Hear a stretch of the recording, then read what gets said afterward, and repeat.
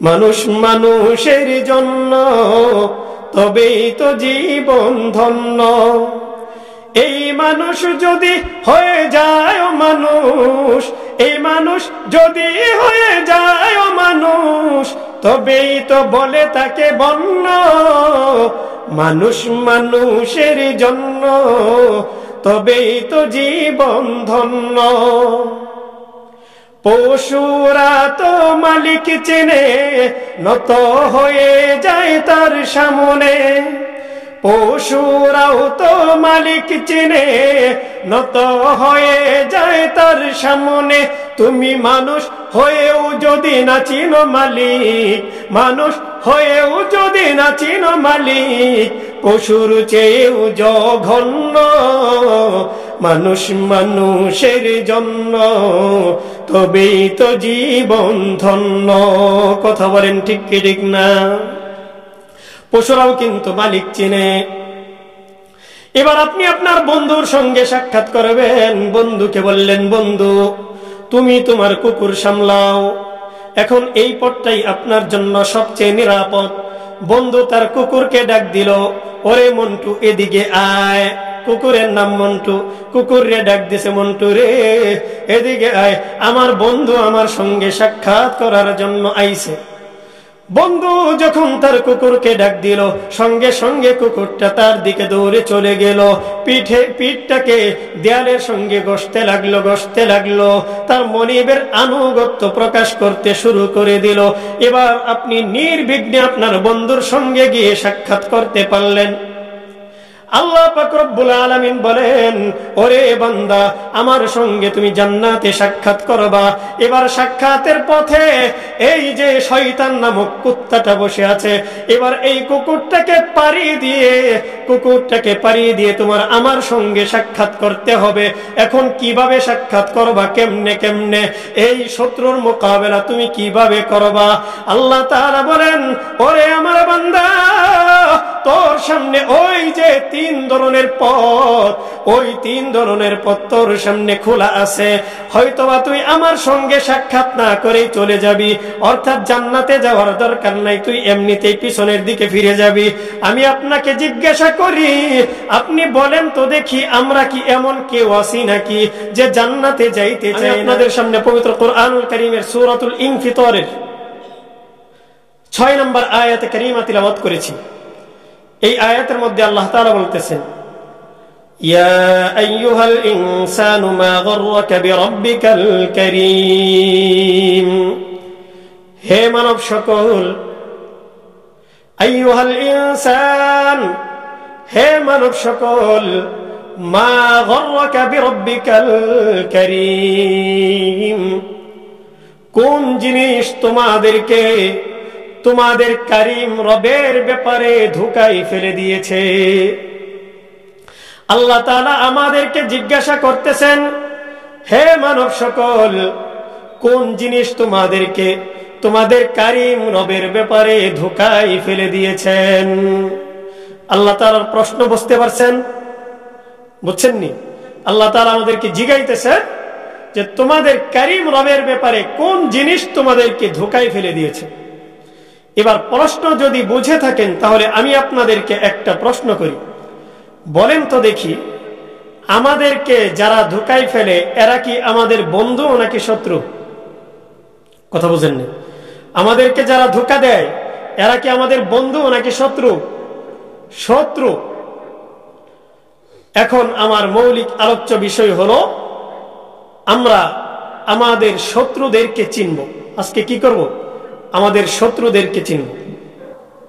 আমাদের মূল শত্রু হচ্ছে 4টা। মূল শত্রু কয়টা? কথা বলেন, মূল শত্রু কয়টা? 4টা। এখন আমি সবক দেওয়া শুরু করতেছি, সবক দিব এবং নিব। আমাদের মূল শত্রু কয়টা? আমাদের শত্রু কয়টা? আমাদের শত্রু কয়টা?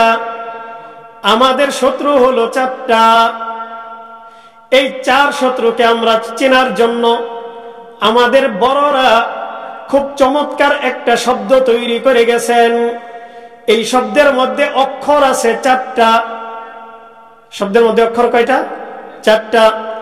আমাদের শত্রু কয়টা? চারটা।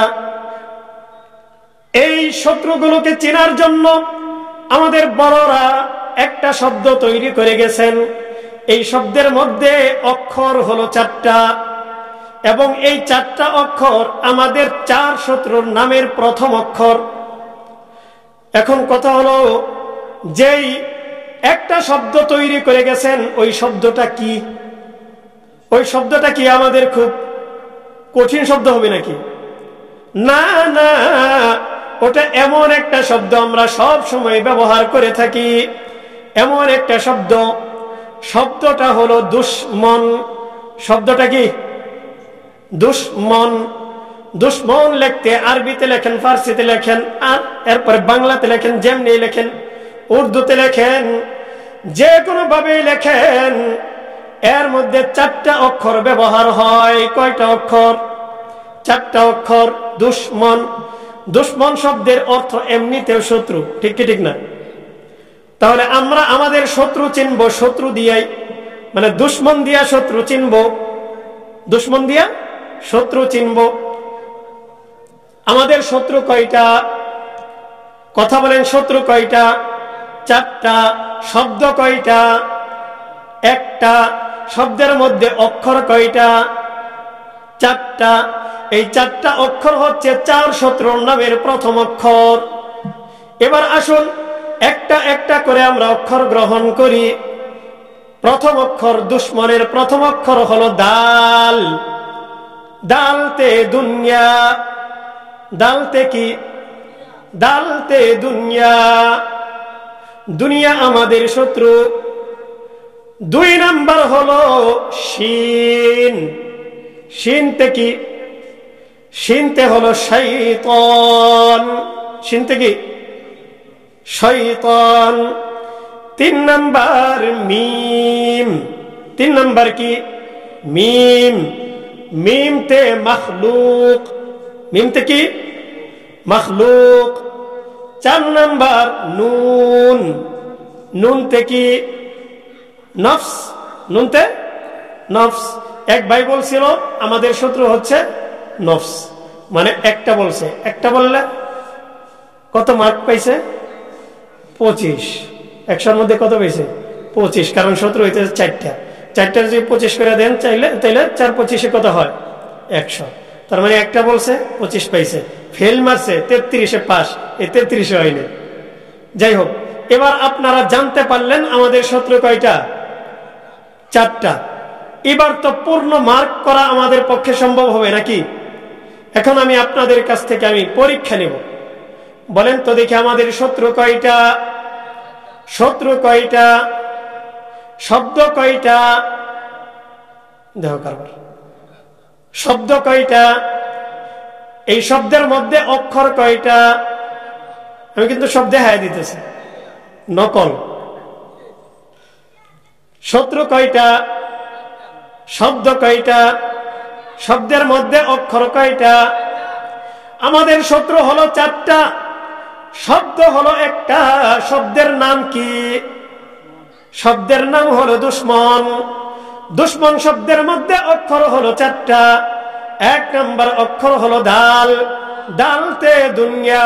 এই দুনিয়া হলো আমাদের শত্রু। দুই নাম্বার হলো শিন। শিনতে হলো শয়তান। শয়তান আমাদের শত্রু, দুই নাম্বার। তিন নাম্বার হলো মিম। মিমতে মখলুক। মখলুক অর্থাৎ আল্লাহ ছাড়া যা কিছু আছে সব কিছুই মখলুক। এই মখলুক আমাদের শত্রু। তিন নাম্বার। চার নাম্বার হলো নুন। নুনতে নফস। নফস নফস হলো আমাদের শত্রু। এখন আপনারা প্রশ্ন করে বসবেন, এই সবগুলো যে শত্রু বানায় দিলেন, আসলেও কি সবগুলো আমাদের শত্রুই? তাহলে আমার পাশে যে বাইটা বয়ে রয়েছে এটাও কি শত্রু? আমি তো এটা কই নেই। এর মধ্যে তো ব্যাখ্যা আছে নাকি? এখন ব্যাখ্যা বোঝা দরকার আছে না? হ্যাঁ ভাই, ব্যাখ্যা বুঝতে হবে। যুবক ভাই জোরে কথা কন না রে, আপনারা যুবক মানুষ। দাদা রানা হয়ে একটু অসুস্থ হয়ে পড়ছে। হ্যাঁ, এক নম্বর হলো ডাল। ডালতে দুনিয়া। দুনিয়া আমাদের শত্রু। দুনিয়া কখন কিভাবে আমাদের শত্রু হয় আমাদের এই বিষয়টা জানা দরকার আছে কিনা? আমাদের বড়রা বলেন, অনেক দৃষ্টান্ত আছে, অনেক উদাহরণ আছে, এর মধ্যে একটা বাক্য বলবো। আমাদের বড়রা বড় আজিম ও শান কথা বলে গেছেন, বড় দামি একটা কথা বলেছেন। এই দামি কথাটা যদি আমরা গ্রহণ করতে পারি তাহলে খুব স্পষ্টভাবেই বুঝতে পারবো এই দুনিয়া কখন কিভাবে আমাদের শত্রু হয়। আমাদের বড়দের কথাটা কি? বড়রা বলেন, আদ-দুনিয়া জিফা ওয়া তালিবুহা কিলাব। এই দুনিয়াটা হলো মৃত প্রাণীর মতো। ওয়া তালিবুহা কিলাব, এবং যারা দুনিয়ার পিছনে ছুটে, দুনিয়াকে অন্বেষণ করার পিছনে নিজেদের মূল্যবান সময়কে ব্যয় করে দেয়, এরা হলো কুকুরের মতো। এই কথা যদি না বুঝেন তাহলে কিন্তু সমস্যা হবে। এই যে কথাটা বলতেছি, আমাদের বড়রা বলেন আদ-দুনিয়া জিফা। একটা কথা মাঝখানে বলে দেই, এই যে কথাটা এটা আমাদের বড়রা বলেন, উলামায়ে কেরাম, বড় বড় উলামায়ে কেরাম উক্তি করে গেছেন। কিন্তু অনেকেই এটাকে জাল হাদিস হিসেবে ব্যবহার করে ফেলে। এরা বলে এটা নাকি হাদিস, কিন্তু এটা কোনো হাদিস না, এটা আমাদের বড়দের কথা, তবে খুব দামি কথা, অনেক দামি কথা। এই দুনিয়াটা হলো মৃত প্রাণীর মতো। আদ-দুনিয়া জিফা ওয়া তালিবুহা কিলাব, এবং যারা দুনিয়ার পিছনে ছুটে, দুনিয়া অন্বেষণের জন্য যারা চেষ্টা করে, এদের দৃষ্টান্ত হলো কুকুরের মতো। কিসের মতো? আদ-দুনিয়া জিফা ওয়া তালিবুহা কিলাব। এখন কথা হলো, দুনিয়ার মধ্যে এত কিছু থাকতে এই কুকুরের কথাটাই কেন আনা হইল? মনে করেন মৃত প্রাণী, একটা প্রাণী যদি মারা যায়, ধরেন গরুই মারা গেছে। আমাদের দেশের মধ্যে অনেক সময় গরু মারা যায় না, এলাকার মধ্যে। তো গরু মারা গেছে, এই গরু মারা গেলে মরা গরুর গোশত যেমন কুত্তাও খায়, এরকম ভাবে শকুনেও খায়। খায় কি খায় না? আবার শিয়ালেও খায়, ঠিক কি ঠিক না? তো শিয়ালেও খায়, শকুনেও খায়, আবার কুত্তাও খায়। কিন্তু বড়রা শুধুমাত্র দোষ দিল কুত্তার উপর। শকুন আর শিয়াল এরা বাচ্চা গেল কেমনে? প্রশ্ন জাগে না? কুত্তাই খালি দোষ করে। আরে মরা প্রাণী তো শকুনেও খায়, শিয়ালেও খায়, ওরা খায়, ওদেরটা দোষ না। কুত্তা খায়, এইটা দোষ হয় কেমনে? প্রশ্ন জাগে কিনা? কয়েকটা বৈশিষ্ট্য বলি। কেন কুকুরের সঙ্গে দৃষ্টান্ত দিলেন? আর কুকুর মৃত প্রাণী খায়, আর এটাকে দোষ হিসাবে কেন উলামায়ে কেরাম উল্লেখ করলেন? এর কয়েকটা কারণ বলি। দেখেন, শকুন মরা গরু খায়, কিন্তু তার একটা শিডিউল আছে। কথা বলেন ঠিক কি ঠিক না? সে একটা শিডিউল মেনটেন করে চলে, নির্ধারিত একটা সময়ে খায়। বলেন তো দেখি, শকুন মরা গরু কখন খায়? দিনে নাকি রাতে? মনে হয় আপনারা দেখেনি নাই। শকুন মরা গরু কখন খায়? জোরে বলেন। আর দিনে খায়। এখন গরু মরে না, নানা ধরনের ভ্যাকসিন বাইর হইছে, যার কারণে গরু মরে না। ডাক্তারদের কেরামত বাইর হইছে, যার কারণে গরু মরে না। এই কারণে হয়তো আপনারা এর সঙ্গে পরিচিত না। কিন্তু শকুন যখন আগে গরু খাইতো, তখন কোন টাইমে খাইতো? দিনের বেলা, ঠিক কি ঠিক না? আচ্ছা, শকুন গরু খাওয়ার জন্য একটা নির্দিষ্ট টাইম আছে, সেটা হলো দিনের বেলা। এবার আসুন শিয়ালের দিকে। শিয়াল যখন গরু খায়, বলেন তো দেখি কোন টাইমে খায়? রাতের বেলা। তো শকুন খায় দিনের বেলা, শিয়াল মামা খায় রাতের বেলা। এখন আমি আপনাকে জিজ্ঞাসা করি, কুকুর যদি মরা গরু খাইতে আয়ে, তাহলে হ্যাঁ কোন ধরনের শিডিউল মেনটেন করে? কথা বুঝেন না? হ্যাঁ, কোন টাইমে খায়? টাইম আছে নাকি? দিনেও খায়, রাইতেও খায়, ঠিকই ঠিক না? আল্লাহ তাআলা বলেন, ওরে আমার বান্দা, তোমাদের বড়রা যে এই যে দৃষ্টান্ত পেশ করলো, এটা এমনিতেই পেশ করে নাই। আমার বান্দাদের মধ্যে যারা দুনিয়া তলব করতে গিয়া দিন নাই রাত নাই, সকাল নাই সন্ধ্যা নাই বিকাল নাই, নামাজের টাইম নাই, নামাজের বাহিরে নাই, কোন সময় না কোন সময়, সর্বাবস্থায় এরা দুনিয়া তলব করতে গিয়া পুরাটা সময় দুনিয়ার পিছনে এমন ভাবে ব্যয় করে, এরা দুনিয়ার পিছনে লেগে নিজেদের মূল্যবান জীবনটাকে এমন ভাবে ব্যয় করে দেয়, এদের উপর নামাজ ফরজ হয়েছে, নামাজ আদায় করে না। এদের উপর হজ ফরজ হয়েছে, হজ করে না। এদের উপর যাকাত ফরজ হয়েছে, যাকাত আদায় করে না। আল্লাহ তাআলার বান্দারা বলেন, এই যে দুনিয়া তলব করতে গিয়া এরা কোন ধরনের শিডিউল মেনটেন করে না, সব সময় শুধু দুনিয়া আর দুনিয়া, দুনিয়া কামাও, দুনিয়া কামাও, দুনিয়া কামাও।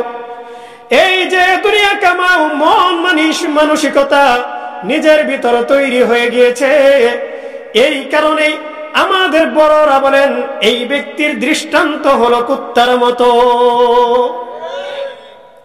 কুত্তা যেরকম ভাবে মরা গরু খাওয়ার জন্য কোনো শিডিউল মেনটেন করে না, ঠিক এই রকম ভাবে এই ব্যক্তি দুনিয়া তলব করার জন্য কোনো শিডিউল মেনটেন করে না। নামাজের টাইমে নামাজ পড়ে না, নামাজের টাইমেও তার ব্যবসা নিয়ে ব্যস্ত থাকে। যদি কয়, ও তুমি নামাজ পড়ো না কেন? বলে, হুজুর নামাজ পড়বো কেমনে, ব্যবসা নিয়ে ব্যস্ত থাকে, নামাজের তো সময় পাই না। বলেন নাউজুবিল্লাহ। এরকম আমার মুসল্লিও আছে, আছে নামাজ পড়তে পারে না ব্যবসার জন্য। আরে দুনিয়ার মানুষ, তুমি ব্যবসার জন্য নামাজ পড়তে পারো না, কিন্তু এই ব্যবসা তোমার জন্য পুঁজি হবে না, তোমার আখিরাতের জন্য পুঁজি হবে নামাজ। বলেন না ঠিক কিনা? আল্লাহ পাকের হাবিব বলেন, আউয়ালু মা ইউহাসাবু বিল আবদি ইয়াউমাল কিয়ামাতি সালাতুহু। দুনিয়ার মধ্যে বান্দা যে ইবাদত করেছে, সমস্ত ইবাদতের মধ্যে সর্বপ্রথম কিয়ামতের দিন তার নামাজের হিসাব হইবে, নামাজের হিসাব হবে। আজকে তুমি তোমার ব্যস্ততা নিয়ে দুনিয়া কামাইতে গিয়ে নামাজ পড়তে পারো না, দুনিয়ার পিছনে পড়ে মোহ মায়া ত্যাগ করতে পারো না, যার কারণে তুমি নামাজ আদায় করতে পারো না। আল্লাহ তাআলা বলেন, বান্দা তুই মরতে দেরি হবে, আমার আযাবের ফেরেশতারা তোকে গুরজ মারতে দেরি হবে না। নামাজ পড়তে হবে। দুনিয়ার পিছনে ছুটতে গিয়ে কুকুরের মতো যদি হয়ে যায়, কুকুর যেরকম ভাবে শিডিউল মেনটেন করতে পারে না, মরা গরু সে দিনের বেলাও খায়, রাতের বেলাও খায়, যখন ইচ্ছা তখন খায়, এরকম যদি হয়ে যাও, তাহলে বান্দা মনে রাখো, তোমার মধ্যে এবং কুকুরের মধ্যে কোনো পার্থক্য নাই। আরো একটা দৃষ্টান্ত বলেন তো দেখি। কুকুর যখন মরা গরু ভক্ষণ করে, তখন আপনারা এরকমটা দেখছেন কিনা? ভক্ষণ করার সময় এই দিক ওদিক এমনি এমনি আর চোখে থাকা, দেখে কেউ আয় কিনা, কথা কন না কে, এরকম করে কিনা? কুকুর যখন মরা গরু ভক্ষণ করে, ওই সময় সে এরকম ভাবে আর চোখে তাকায় কেউ আশেপাশে আসে কিনা। যদি দেখে অন্য কোন কুত্তা আইতাছে, তাইলে সে নিজের খাওয়া রাইখা আগে ওই কুত্তারে দৌড়ায়। কিন্তু আপনি শকুনের দিকে তাকান, যখন মরা গরুর সন্ধান পাওয়া যায়, তখন শকুন এক শকুনের সন্ধান পাইছে, আকাশের মধ্যে উঠতে থাকে আর ডাকতে থাকে তার প্রতিবেশীদেরকে, তার আত্মীয় স্বজনদেরকে ডাকতে থাকে, বলতে থাকে, আসো আসো, খাবারের সন্ধান পাইছি, খাবারের সন্ধান পাইছি। এই জায়গার মধ্যে একটা গরু মারা গেছে, আসো আমরা সবাই মিলে গরুটাকে ভক্ষণ করি। এরপরে 100 গুণ, 200 গুণ, 300 গুণ, এইভাবে করতে করতে একটা টিম হয়ে যায়, একটা দল হয়ে যায়। ওরা দলবদ্ধ হয়ে শকুন, এরা দলবদ্ধ হয়ে মরা গরু ভক্ষণ করার জন্য আসে। ঠিক কি ঠিক না? পক্ষান্তরে কুত্তা কি করে? সে নিজে খায়, অন্যকে খাইতে দেয় না। এবার আসেন শিয়ালের দিকে। শিয়াল তো সন্ধ্যা হওয়ার সাথে সাথে মরা গরুর সন্ধান পাইছে। আরে বাপরে বাপ, খাবার পাইছে, এবার কি করব না করব। সে কিন্তু হুঁশ হারায় ফেলে না, জোশের সাথে তার হুঁশও থাকে। তার প্রতিবেশীদেরকে ডাকতে থাকে, আসো আসো, খাবারের সন্ধান পাইছি, খাবারের সন্ধান পাইছি, আসো আমরা খাবার খাবো একসঙ্গে সবাই মিলে দলবদ্ধ হয়ে। এইরকম ভাবে শিয়াল দলবদ্ধ হয়ে একসঙ্গে এসে মরা গরু ভক্ষণ করে। ঠিক কি ঠিক না? কিন্তু কুত্তা কি করে? সে নিজের গোত্রের ব্যক্তি, নিজের গোত্রের কুত্তা, এমনকি নিজের কলিজার টুকরা সন্তান, নিজের কলিজার টুকরা সন্তান, আল্লাহ কি কম, নিজের সন্তান ওইটারে দৌড়ায়, তুই খাবি কে, আমি খাবো। ঠিক ঠিক না? আল্লাহ পাক রব্বুল আলামিন বলেন, এরকম কুত্তা টাইপের মানুষ তোমাদের সমাজের মধ্যে আছে। কথাটা খারাপ শোনা যাইতেছে, বেয়াদবি মাফ করবেন, কথাটা খারাপ শোনা যাইতেছে, কিন্তু স্বভাবটা কিন্তু আসলে এরকম। কুত্তা টাইপের, কুত্তা স্বভাবের অনেক মানুষ দুনিয়ার মধ্যে আছে। এরা নিজে সবকিছু খাইবে, অন্যকে খাইতে দিবে না। একটা দৃষ্টান্ত দেই। বাবা দুনিয়া থেকে চলে গেছেন, বাবার অঢেল সম্পদ, কোটি কোটি টাকার সম্পদ রেখে গেছেন, বিঘা বাই বিঘা, হাজার হাজার বিঘা জমি রেখে গেছেন। বাবা বড় সন্তানের উপর দায়িত্ব দিয়েছেন, বাবা আমি তো দুনিয়া থেকে চলে যাচ্ছি, আমি দুনিয়া থেকে চলে যাওয়ার পর এই যে জায়গা জমি, এই জমিটা তুমি তোমার ভাই বোন আত্মীয় স্বজন যারা যেই রকম হকদার, তাদের মাঝে ওই হকটা সুন্দরভাবে বন্টন করে দিবা। বাবা তার বড় সন্তানকে দায়িত্ব দিয়ে গেছে। বাবা দুনিয়া থেকে চলে গেছেন, বড় সন্তান জমির দায়িত্ব পাওয়ার পর এবার তার জমিদারি পেয়ে গেছে। মনে করে আমি তো তালুকদার হয়ে গেছি। এবার তার ছোট বোন আসে, ভাই বাবা মারা গেছে, মারা যাওয়ার আগে তোমাকে তো বলে গেছে আমাকে আমার হক দিয়ে দেওয়ার জন্য, তুমি আমার হকটা আমাকে সুন্দরভাবে ফিরিয়ে দাও। ভাই উত্তর দেয়, তোর তো বিয়া হয়ে গেছে, তুই তোর জামাই বাড়ি থাকস, বাপের বাড়িতে আবার তোর কিসের হক? বাপ তো মারা গেছে সেই 14 বছর আগে। বাপ মারা গেছে, ভাইয়ের কাছে হক দাবি করার জন্য আসস, তোর কোনো হক আমার কাছে নাই, আমি তোকে কোনো কিছুই দিতে পারবো না।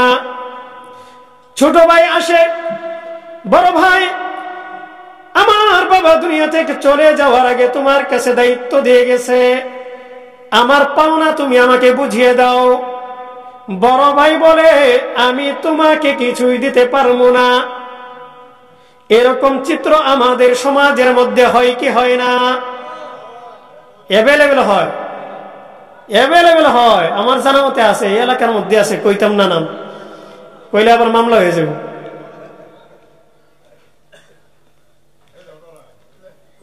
হ্যাঁ কি কন না কন, হ্যাঁ দাদা হয়ে যদি নাতিরে এমনি কন তাহলে চলবো?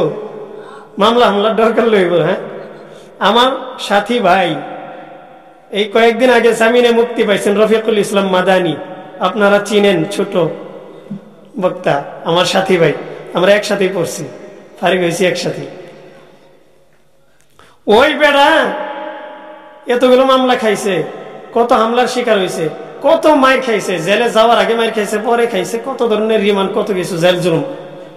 ওই বেটা ইমান হারাবাই নাই আর ইমান চাঙ্গা হয়েছে, আর আপনি এখন মামলা খাওয়ার ডরাই আমরা, হ্যাঁ করেন না। দোষ কইরা থাকলে অবশ্যই মামলা করবেন, সমস্যা কি? দোষ কইরা থাকলে মামলা করবেন, আমার সমস্যা কি? কিন্তু দোষ যদি না করি তাহলে বিনা দোষে আমার কি এমনিতেই মামলা হামলা শিকারে ফেলাইবেন নাকি? আমি কি কোরআনের বিরুদ্ধে কইতেছি? কোরআনের বিরুদ্ধে কইলে তাইলে না কইবেন হুজুর দোষ করছে।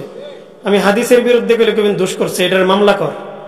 আমি যে কোরআন অনুযায়ী কথা কই আর যে কয় এটা আমার খোসা মারছে, খোসা মারার সংবিধানে খোসা মারার কোন মামলা আছে? হ্যাঁ, বাংলাদেশের সংবিধানে এমন কোন মামলা আছে যে ওরে খোসা মারছে ওরে মামলা কর দইরা নিয়ে আছে? নেই। তাহলে আমার কোনো মামলা নেই। তাহলে কি জানি কইতেছিলাম? মাহতারাম হাজিরিন, এরকম চিত্র আমাদের সমাজের মধ্যে অ্যাভেলেবেল দেখা যায় যে ভাই ভাইয়ের সম্পদ মাইরা খাইতেছে, ভাই বোনের সম্পদ মাইরা খাইতেছে, এই ওর সম্পদ মাইরা খায়, ওই এর সম্পদ মাইরা খায়। যে যাকে ঠগাইতে পারে সে মনে করে আমি পৃথিবীর মধ্যে সবচেয়ে বীর পুরুষ হয়ে গেছি। আল্লাহ, আপনি একবার কল্পনাও করে দেখেন না, আরে এই যে সম্পদ আমি মাইরা খাইতেছি, এই ওয়ারাসাতের জন্য, ওয়ারিসের জন্য আল্লাহ তাআলা পবিত্র কুরআনুল কারীমে সূরাতুন নিসার মধ্যে 4 নম্বর পারায় 18 নম্বর পৃষ্ঠায় পুরা পৃষ্ঠায় বিস্তারিত আলোচনা করে দিয়েছেন যে কিভাবে কাকে কখন কি পরিমাণ হক দিতে হবে। এই হক নিয়ে আল্লাহ পাক রব্বুল আলামিন আলোচনা করে দিয়েছেন, বিস্তারিত আলোচনা। আরে উলামায়ে কেরামের দ্বারস্থ হন, তাদের কাছ থেকে সঠিক ইলম নিয়ে সঠিক বিষয়গুলো জেনে তারপরে আপনি এই সম্পদকে বন্টন করেন, মেরাজ বন্টন করেন। আল্লাহ যেই সম্পদ আপনাকে দিয়ে গেছে বাবা মা, এই সম্পদ পাওয়ার পর আপনি নিজেকে একেবারে বিশাল বড় হিরো মনে করতেছেন। আল্লাহর কসম করে বলি, এই হিরোগিরি বেশি দিন চলবে না। একদিন এমন জিরোর জিরো হবেন, মরার পরে যখন ফেরেশতারা গুরজা মারতে থাকবে, কিয়ামতের দিন যখন আল্লাহ তাআলার সামনে দাঁড়াইবেন, ওই দিন বাইরে কইবেন, এরে ভাই তুই একটু আল্লাহর কাছে সুপারিশ কর না, তুই তো মাওলানা সাহেব। ভাই কইব, কি আর সুপারিশ করবো ভাই, আজকে তো আমি নিজের নিয়েই নিজের টেনশনে আছি, ইয়ানফসি করতে করতে আমার জীবন শেষ, আমি তোমার ব্যাপারে কি সুপারিশ করবো? এবার তুমি আল্লাহর সাথে বোঝাপড়া করো, আমার কিছু নাই। তখন কেমন রইব? আপনি যে তাকে ঠেক দিচ্ছেন দুনিয়ার মধ্যে, আখিরাতে সে আপনাকে চূড়ান্ত ঠেক দিবে। কথা বলেন ঠিক কি ঠিক না? এই কারণে ভাই ভাইয়ের সম্পদ মাইরা খাইবেন, ভাই বোনের সম্পদ মাইরা খাইবেন, মাইরা খাওয়ার আগে 10 বার চিন্তা করবেন। আল্লাহ তাআলা আমাদেরকে বোঝার তৌফিক দান করেন। মুহতারাম হাজিরিন, আরো একটা উদাহরণ দিই। জি, আরো একটা উদাহরণ দিই। ওই যে বলতেছিলাম মরা গরু খাওয়া, এটা তো মনে করেন কুত্তার স্বভাব একরকম, শিয়ালের স্বভাব একরকম, শকুনের স্বভাব একরকম। এক একটা এক এক স্টাইল। কুত্তা একলা খাইবার চায় আর শকুন শিয়াল দল নিয়ে খাইতে চায়। আল্লাহ তাআলা বলেন, যারা একলা দুনিয়া ভোগ করতে চায় এরা হইতেছে কুত্তার মতো, আর যারা সবাইকে নিয়ে চলতে চায় এদের মধ্যে রেসপেকটেশন আছে, এদের মধ্যে ভালোবাসা আছে, ভ্রাতৃত্ব আছে, এদের মধ্যে হৃদ্যতা আছে, সুসম্পর্ক আছে। এদের চরিত্র হচ্ছে জান্নাতি ব্যক্তিদের চরিত্র। সুবহানাল্লাহ। এই কারণে চরিত্র গঠন করবো কার? জান্নাতি ব্যক্তিদের নাকি ওই যে কুত্তার মতো? হ্যাঁ, জান্নাতি ব্যক্তিদের চরিত্র গঠন করতে হবে। কথা বলেন ঠিক কি ঠিক না? আরো একটা উদাহরণ দিই। একটা তো বলছি কুত্তা খায় শিডিউল ছাড়া, আর ওরা খায় শিডিউল অনুযায়ী। আরেকটা উদাহরণ দিছি, কুত্তা খায় আপনার কি একলা, ওরা খায় দল নিয়ে। শকুন যখন গরুর গোশত খায় তখন বলেন তো দেখি, ওই কি গোশতটা খায় নাকি হাড্ডি খায়? হ্যাঁ, গোশতটা খায়। হাড্ডি খায় শকুন? হাড্ডি খায় না। তার মানে শকুন যেটা খাওয়ার জিনিস ওইটাই খায়।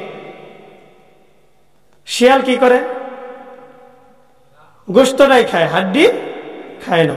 তার মানে যেটা খাওয়ার ওইটাই খায়, যেটা না খাওয়ার ওইটা খায় না। পক্ষান্তরে আপনি কুত্তার দিকে একবার চাই দেখেন তো। হ্যাঁ, আমি কর আগে আপনারা কয়ে দিয়েছেন, কুত্তা হাড্ডিও খায়, গোশতও খায়। এখন আমাদের বড়রা বলেন, ওরে দুনিয়ার মানুষ, শকুন যখন মরা গরুর গোশত খায় তখন সে শুধুমাত্র গোশতটা খায়, শিয়াল যখন খায় তখন সে শুধুমাত্র গোশতটা খায়, হাড্ডি খায় না। কিন্তু কুত্তার স্বভাব হইল এই রকম, কুত্তা যখন খায় তখন গোশতও খায়, হাড্ডিও খায়। অর্থাৎ যেইটা খাওয়ার এইটাও খায়, আবার যেইটা না খাওয়ার ওইটাও খায়। আমাদের বড়রা বলেন, দুনিয়ার মধ্যে এমন অনেক মানুষ আছে এদের স্বভাব হলো ওই কুত্তার মতো, এরা যেইটা খাওয়ার ওইটাও খায়, যেইটা না খাওয়ার ওইটাও খায়। যেটা খাওয়ার অর্থাৎ হালাল এইটাও খায়, আবার যেটা না খাওয়ার হারাম ওইটাও খায়। আমি আপনাদেরকে জিজ্ঞাসা করি, বলেন তো দেখি আমাদের সমাজের মধ্যে এমন মানুষ আছে কিনা যারা হালালও খায় হারামও খায়, হালালও খায় হারামও খায়, সুদ খায় ঘুষ খায়। আবার দেখবেন এরা নামাজ পড়ে রোজা রাখে, আরেকজনের বাড়িতে দাওয়াতও খায়। দাওয়াত খাওয়া তো হালাল নাকি? দাওয়াত খাওয়া হালাল, সমস্যা নেই তো। দাওয়াত খাওয়া হালাল, তো হালালটা খাইতেছে, ভালো কথা, সমস্যা নেই। তো হাতে কি করে? সুদও খায়, ঘুষও খায়, সবকিছুই করে। হ্যাঁ, সুন্দর কথা কইছেন। যারা হারাম খায় সেরা হজম করতে পারে, ওরা মনে করে এটা কি হালালি। এই যে হজম করতেছেন না, মনে করেন না যে হজম তো করে লাইছি, পেটের মধ্যে গেছে, এরপরে ছাইরা দিছি বাথরুমে গিয়ে, সবকিছু শেষ, হজম হয়ে গেছে। হজম এটার নাম? হিসাব দিতে হবে, পেটের হিসাব হবে, কি খাইছেন না খাইছেন ওটার হিসাব হবে। তো হালালও খান হারামও খান, চিন্তা করে খায়েন। আল্লাহ কি বলবো, এই যে আমাদের সমাজ, আমাদের সমাজের মধ্যে এরকম মানুষ বহু দেখা যায়, এরা সুদ খায়। কথা বলেন, খাই কি খায় না? গরিব মানুষ ঋণ চাইবার গেছে, আল্লাহ তাআলা বললেন ওয়া আকরিদুল্লাহ করদান হাসানা, তুমি কর্দে হাসানা দেও, সমস্যা কি? তোমার মুসলমান ভাই তোমার কাছে ঋণ চাইবার আইছে, তুমি তাকে কর্দে হাসানা দাও। কর্দে হাসানা দেয় না, কয় মাসে কয় টাকা তুমি লাভ দিবা? আগে জিগায় মাসে কয় টাকা লাভ দিবা?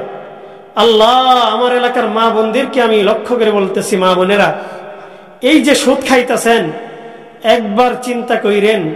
আমি মাহমুদ আজকে বলে যাইতেছি, আমি বলে যাচ্ছি, এই যে আপনারা সুদ খাচ্ছেন, এই সুদের হিসাব দিতে গিয়া আল্লাহ তাআলার কাজ গড়ায় এমন ভাবে দাঁড়াইবেন, এমন ভাবে দাঁড়াইবেন, ওই দিন কোমরটা বাঁকা হবে না, কোমর যে সোজা হবে, সূর্যের তাপ খাইতে খাইতে এমন ভাবে পুড়তে থাকবেন, চিন্তা করবেন শরীরটাকে একটু দেহি জারা দিতে পারি কিনা। আল্লাহ তাআলা আপনার শরীরটাকে এমন ভাবে শক্ত করে দিবেন, শরীরটাকে আপনি নাড়াও দিতে পারবেন না, নাড়া দিতে পারবেন না। ভয়ঙ্কর আযাব আপনার জন্য অপেক্ষা করছে। আপনি সুদ খাচ্ছেন, আরে টাকা কোনোদিন বাচ্চা দেয় না। বাচ্চা যদি দেয় তাহলে গরু ছাগল যত ধরনের পশু পাখি মানুষ আছে এরাই বাচ্চা দেয়, গরু ছাগল বাচ্চা দেয়, কিন্তু টাকা পয়সা কি করে না, বাচ্চা দেয় না। আপনি মনে করেন যে একজনের কাছে 1000 টাকা ঋণ রাখছি, মাস শেষে আমার 10 টাকা এমনিতে লাভ হয়ে পড়বো, এটা বাচ্চা। এত সোজা। যদি টাকাই বাচ্চা দিত তাইলে তো একবার পারলে এরকম করতে পারতো যে 1000 টাকা ইনকাম করছি, আজকে সারা মাস বৈশা থাকবো, বৈশা থেকে দৈনিক এই 1000 টাকা পেট থেকে আরো টাইনা টাইনা 10 টাকা করে বাইর করবো দৈনিক। হ্যাঁ, কি বলেন? টাকা বাচ্চা দিলে এটা কি সম্ভব ছিল না আমাদের জন্য যে টাকা টাইনা টাইনা বাইর কর? টাকার পেট থেকে টাকা বাইর হইলে এই বাংলাদেশের মানুষ রাস্তার মধ্যে পইরা ফুটপাতের মধ্যে রাত্রি যাপন করার কোনো প্রয়োজন হইতো না। কথা বলেন ঠিক কি ঠিক না? আজকে কমলাপুর রেল স্টেশনে যান, দেখেন কত শত বস্ত্রহীন অন্নহীন বাচ্চা, এরা পথ হারা হয়ে গেছে টাকার অভাবে, এরা টাকা পায় না। আজকে যদি দেশের মধ্যে সঠিক বিচার থাকতো, ইনসাফ থাকতো, তাহলে এই বাচ্চাগুলো অকাতরে এদের জীবনকে ধ্বংস করে দিত না। এই বাচ্চাগুলো মদ গাঁজা হিরোইন খেয়ে রাস্তার মোড়ে মোড়ে পড়ে থাকতো না। কথা বলেন ঠিক কি ঠিক না? কিসের কারণে? আজকে ন্যায় বিচার নাই, ইনসাফ নাই। ইনসাফ না থাকার কারণে আজকে আমাদের বাচ্চাগুলো পথ হারা হয়ে যাচ্ছে, ঈমান হারা হয়ে যাচ্ছে। এখন কথা হলো, কোরআন সুন্নাহ অনুযায়ী এই কথাগুলো যদি বলি তাহলে কি ভয় পান নাকি? কোরআন সুন্নাহ অনুযায়ী কথা বলতে গিয়ে অনেক বাধা বিপত্তি আসবে, অনেক বাধা আসবে। ওই বাধার প্রাচীর উপেক্ষা করে সামনে অগ্রসর হতে হবে। কথা বলেন ঠিক কি ঠিক না? ওই শক্ত প্রাচীর ঘেরা বন্ধুর পথ রং ঘন করে সামনে এগিয়ে যাব মোরা মৃত্যু জয়ী সত্যের সৈনিক দল, গন্তব্যে গিয়ে ক্ষান্ত হব। কথা বলেন ঠিক কি ঠিক না? ওই শক্ত প্রাচীর ঘেরা বন্ধুর পথ রং ঘন করে সামনে এগিয়ে যাব মোরা মৃত্যু জয়ী সত্যের সৈনিক দল, গন্তব্যে গিয়ে ক্ষান্ত হব। বিশ্বভুবনে মোদের উপমা মোরা ফুল সম তলোয়ার সম। বিশ্বভুবনে মোদের উপমা মোরা ফুল সম তলোয়ার সম। সুবাস ছড়াব কবু জালিমের রক্তে, সুভাষ ছড়াব কবু জালিমের রক্তে, জগৎ ভাসিয়ে ক্ষান্ত হব মোরা মৃত্যু জয়ী সত্যের সৈনিক দল, গন্তব্যে গিয়ে ক্ষান্ত হব। কথা বলেন ঠিক কি ঠিক না? জালিমের রক্ত চক্ষুকে আমরা ভয় করি না। যত ধরনের জেল জুলুম দেখানো হোক না কেন, সব ধরনের জুলুম মেনে নিতে পারি, কিন্তু জালিমের জুলুমকে আমরা কোশ্চিনকালেও প্রশ্রয় দিতে পারি না। এই সমাজের মধ্যে এমন বহু জালিম পয়দা হয়েছে, এরা আমাদেরকে দমিয়ে রাখার চেষ্টা করে। কোরআন সুন্নাহর সঠিক কথাগুলো যখন আমরা বলতে যাই, তখন তারা আমাদেরকে জঙ্গিবাদের তকমা দেওয়ার চেষ্টা করে, এরা আমাদেরকে মৌলবাদ বলার চেষ্টা করে। আল্লাহর কসম করে বলি, ওরে দুনিয়ার মানুষ, কোরআন সুন্নাহ অনুযায়ী কথা বলতেছি, কোরআন সুন্নাহর আলোকে কথা বলতেছি। আমার কথার মধ্যে যদি কোরআন সুন্নাহর কোনো লজিক না থাকে, কোরআন সুন্নাহ অনুযায়ী যদি কোনো প্রমাণ না থাকে, তাহলে আমি চ্যালেঞ্জ করে যাচ্ছি, তোমরা আমার ভুলটা ধরিয়ে দিবে, আমি আমার ভুল শুধরাবো, আমি আমার ভুল শুধরিয়ে যাব। লক্ষ লক্ষ মানুষের সামনে আমি ঘোষণা করে দিব, আমি ভুল করেছি, আমি কোরআন সুন্নাহর বাহিরে গিয়ে কথা বলেছি। কিন্তু আল্লাহর কসম করে বলি, আমার এই চ্যালেঞ্জ অ্যাকসেপ্ট করতে পারবে এমন কোন মানুষ ছাতিয়ান্তলার বুকে নাই। আমি যেই কথাগুলো বলতেছি কোরআন সুন্নাহ অনুযায়ী বলতেছি, কোরআন সুন্নাহর বাহিরে কোনো কথা বলি না। আল্লাহ পাক রব্বুল আলামিন দুনিয়ার কোন মানুষের প্রতি কোনো জুলুম করেন না। আল্লাহ তাআলা কোনো জালেম না। কথা বলেন, আল্লাহ তাআলা জালেম নাকি? আল্লাহ তাআলা জালেম না। আমাদেরকে বললেন, দুনিয়ার মধ্যে তোমরা থাকতেছো, জুলুম করিও না, কারো প্রতি জুলুম করিও না। আল্লাহ তাআলা জালেমদেরকে ছাড়বেন না। দুনিয়ার মধ্যে হয়তোবা ছাড় দিচ্ছেন, কিন্তু ছেড়ে দিচ্ছেন না। আল্লাহ তাআলা ছাড় দেন, কিন্তু কি করেন না? ছেড়ে দেন না। আল্লাহর ধরা কিন্তু একদিন আছে, ধরবেন, ভালোভাবেই ধরবেন। এই কারণে যত জেল জুলুম আসুক না কেন, যত বাধা আসুক না কেন, সমাজের মধ্যে সত্য কথাগুলো প্রচার করা আমাদের ঈমানি দায়িত্ব। কথা বলেন। মোরা একই আল্লাহ বিশ্বাসী, কুফর শিরক মোরা মানি না। মোরা একই আল্লাহ বিশ্বাসী, কুফর শিরক মোরা মানি না।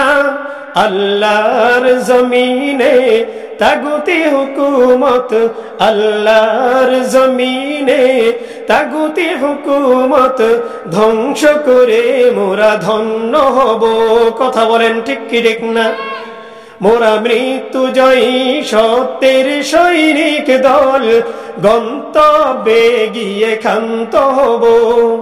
ওই শক্ত প্রাচীর ঘেরা বন্ধুর পথ ঘন করে সামনে এগিয়ে যাব। মোরা মৃত্যু জয়ী সত্যের সৈনিক দল, গন্তব্যে গিয়ে ক্ষান্ত হব। রাসূল আমাদের কমান্ডার, কুরআন মোদের পথ নির্দেশিকা। কথা বলেন ঠিক কি ঠিক না? রাসূল আমাদের কমান্ডার, কুরআন মোদের পথ নির্দেশিকা। তুফান আগুন পানি মোকাবেলা করে, তুফান আগুন পানি মোকাবেলা করে, যেথায় বলে সেথায় ছুটে যাব। মোরা মৃত্যু জয়ী সত্যের সৈনিক দল, গন্তব্যে গিয়ে ক্ষান্ত হব। ওই শক্ত প্রাচীর ঘেরা বন্ধুর পথ লঙ্ঘন করে সামনে এগিয়ে যাব। মোরা মৃত্যু জয়ী সত্যের সৈনিক দল, গন্তব্যে গিয়ে ক্ষান্ত হব। কথা বলেন ঠিক কি ঠিক না? সিদ্দিক ঈমান হায়দারি হক, আল্লাহর পথে লহরে যাব।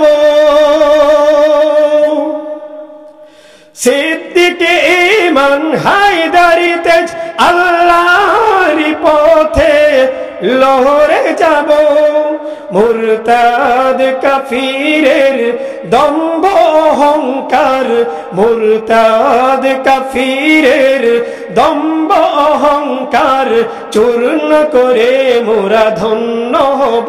মোরা মৃত্যু জয়ী সত্যের সৈনিক দল, গন্তব্যে গিয়ে ক্ষান্ত হব। জীবন মরণে বিজয়ী মোরা, পরাজয় নাহি মোদের অভিধানে। কথা বলেন। শাহাদাতেরি অমৃত খুঁজে মোরা, শাহাদাতেরি অমৃত খুঁজে মোরা, দিগন্তে চষে বেড়াবো। মোরা মৃত্যু জয়ী সত্যের সৈনিক দল, গন্তব্যে গিয়ে ক্ষান্ত হব। ওই শক্ত প্রাচীর ঘেরা বন্ধুর পথ ঘন করে সামনে এগিয়ে যাব। মোরা মৃত্যু জয়ী সত্যের সৈনিক দল, গন্তব্যে গিয়ে ক্ষান্ত হব। কথা বলেন ঠিক কি ঠিক না? কোরআনের কথা বলতে গিয়ে যত ধরনের জুলুম আসুক না কেন, যত বাধার প্রাচীর আসুক না কেন, সমস্ত বাধার প্রাচীর ডিঙ্গাইতে হবে। কথা বলেন ঠিক কি ঠিক না? মুহতারাম হাজিরিন, আমি বলতেছিলাম আমাদের শত্রু হলো চারটা। শত্রু কয়টা? এক নাম্বার শত্রুর নাম হলো দালতে দুনিয়া। দুনিয়া কিভাবে কখন আমাদের শত্রু, মোটামুটি একটা বিস্তারিত আইডিয়া পাইছেন কিনা? কুকুর যেরকম ভাবে মরা প্রাণীর পিছনে ঘুরতে গিয়ে তার মূল্যবান সময়টাকে ব্যয় করে দেয়, এই রকম ভাবে যারা দুনিয়ার পিছনে ছুটতে গিয়ে দুনিয়ার মোহ মায়া দুনিয়া চাকচিক্য, দুনিয়ার অর্থ বৈভব, এইগুলো অর্জন করতে গিয়ে নিজের মূল্যবান সময়টাকে নষ্ট করে দেয়। ওই ব্যক্তির উপমা হলো কুকুরের মতো। এবার 2 নম্বর শত্রুকে জানবেন কিনা? 2 নম্বরের শত্রু, 1 নম্বর দালতে দুনিয়া, 2 নম্বর শিন। শিনতে কি বলছিলাম? কথা বলেন, শিনতে কি? আরে শয়তান, এটাই তো বড় শত্রু। আল্লাহ পাক রব্বুল আলামিন সূরাতু ফাতিরের 6 নম্বর আয়াত 22 নম্বর পারায় মহান রব্বুল আলামিন ইরশাদ করেন, ইন্নাশ শাইতানা লাকুম আদুউন ফাত্তাখিযুহু আদুওয়া ইন্নামা ইয়াদউ হিজবাহু লিয়াকুনু মিন আসহাবিস সাঈর। আল্লাহ পাক বলেন, ইন্নাশ শাইতানা লাকুম আদুউন, নিশ্চয় শয়তান তোমাদের শত্রু, ফাত্তাখিযুহু আদুওয়া, অতএব শয়তানকে তোমরা শত্রু হিসাবেই গ্রহণ করো, একে বন্ধু বানিও না, বেশি মায়া লাগাইতে যাইও না। ইন্নামা ইয়াদউ হিজবাহু লিয়াকুনু মিন আসহাবিস সাঈর, শয়তান তার দল বলকে এই জন্যই ডাকে যাতে করে এদেরকে জাহান্নামী বানাইতে পারে। বলেন নাউযুবিল্লাহ। শয়তান মানুষদেরকে প্রতারিত করে ধোঁকায় ফেলার চেষ্টা করে। মানুষদেরকে এরা নানা ধরনের প্রবঞ্চনা দেয়, কিসের জন্য? যাতে করে এদেরকে জাহান্নামী বানাইতে চায়। আল্লাহ তাআলা বলেন, শয়তান হলো তোমাদের প্রকাশ্য শত্রু, অতএব তাকে তোমরা বন্ধু নয় বরং শত্রু হিসাবে গ্রহণ করো। এখন কথা হলো, শয়তান এই বেচারা তো আমাদের শত্রু, কিন্তু আমি আপনাদেরকে জিজ্ঞাসা করি, শয়তানকে দেখা যায় নাকি? তার আগে বলেন, শত্রুর জন্য করণীয় কি? শত্রুকে কি মানুষ প্রশ্রয় দেয় নাকি পিটিয়ে খেদায়? শত্রুকে মানুষ প্রশ্রয় দেয় থাকার জন্য, সুন্দর লেপ তোষক আইনের পর কয়েনি ঘুমা। শত্রুকে এইগুলো বলে নাকি? শীতের দিন আইসস আমার বাড়িতে, আমার ক্ষতি করার লেগা লাডি লয়, মোগল লয়, এই সালের ধর পিটা, এলাকা ছাড়া কর। ঠিক কি ঠিক না? মুহতারাম হাজিরিন, শত্রু এটা এমন একটা জানোয়ার, মানুষ তার সঙ্গে কোনো খাতির জমায় না, বরং শত্রুর মোকাবেলা সব সময় করে। কথা ঠিক কিনা? আল্লাহ পাক রব্বুল আলামিন বলেন, শয়তান সে তো তোমাদের শত্রু। এবার শত্রুর জন্য করণীয় হলো তার মোকাবেলা করতে হবে। এখন আমাদের প্রশ্ন, শত্রুর মোকাবেলা করব, অর্থাৎ শয়তানের মোকাবেলা করব, কথা হলো আমরা কি শয়তানকে দেখছি নাকি? বুঝছেন? আলোচনা কিন্তু ধারাবাহিকভাবে আসতেছি। শয়তানের মোকাবেলা করব, শয়তান হলো আমাদের শত্রু। এখন শত্রুর মোকাবেলা করার জন্য অবশ্যই করণীয় হলো শত্রুকে দেখতে হবে। না দেখে মোকাবেলা করা যায় নাকি? না দেখে তো মোকাবেলা করা যায় না। এবার শয়তানের মোকাবেলা যে করব, শয়তানকে তো আমরা দেখি না, কেমনে মোকাবেলা করব? আল্লাহ পাক রব্বুল আলামিন বলেন, ওরে বান্দা, তুমি শয়তানকে দেখো না। এই কথা আমি বলি। সূরাতুল আরাফ 27 নম্বর আয়াত আল্লাহ পাক রব্বুল আলামিন বলতেছেন, ইয়া বানি আদম লা ইয়াফতিনান্নাকুমুশ শাইতান কামা আখরাজা আবাওয়াইকুম মিনাল জান্নাহ ইয়ানজিউ আনহুমা লিবাসাহুমা লিয়ুরিয়াহুমা সাওআতিহিমা ইন্নাহু ইয়ারাকুম হুয়া وقبيله من حيث لا ترونهم إنا جعلنا الشياطين أولياء للذين لا يؤمنون বলি আল্লাহু আকবার। আল্লাহ তাআলা বলতেছেন, ইয়া বনি আদম, হে বনি আদম, লা ইয়াফতিনান্নাকুমুশ শাইতান, শয়তান যেন তোমাদেরকে ধোঁকায় ফেলতে না পারে। কামা আখরাজা আবাওয়াইকুম মিনাল জান্নাহ, যেরকম ভাবে শয়তান তোমাদের মাতা পিতা অর্থাৎ আদম এবং হাওয়াকে জান্নাত থেকে বের করে দিয়েছিল, এই রকম ভাবে শয়তান সুন্দর সুন্দর বুলি আউরিয়ে সুন্দর সুন্দর কথা বলে তোমাদেরকে যেন পদস্খলিত করতে না পারে, তোমাদেরকে যেন বিপদগামী করতে না পারে, ফিতনায় ফেলতে না পারে।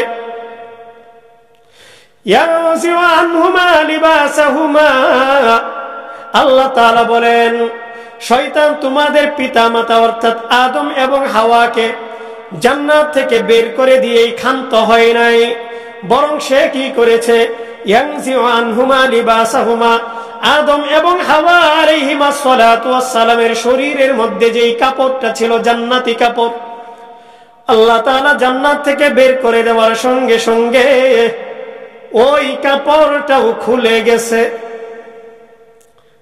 শয়তান জান্নাত থেকে বের করে দিছে। এবার জান্নাতি কাপড় তো দুনিয়ার মধ্যে চলবে না, কথা বলেন ঠিক কি ঠিক না? এবার জান্নাতি কাপড়, যেহেতু আদম হাওয়া জান্নাত থেকে বের হয়ে গেছেন, জান্নাতি কাপড় দুনিয়ার মধ্যে চলবে না, এই কারণে জান্নাতি কাপড়টা খুলে গেছে। হযরতে আদম এবং হাওয়া আলাইহিস সালাতু ওয়াস সালাম পাতা দিয়ে নিজেদের লজ্জাস্থান ডেকেছেন।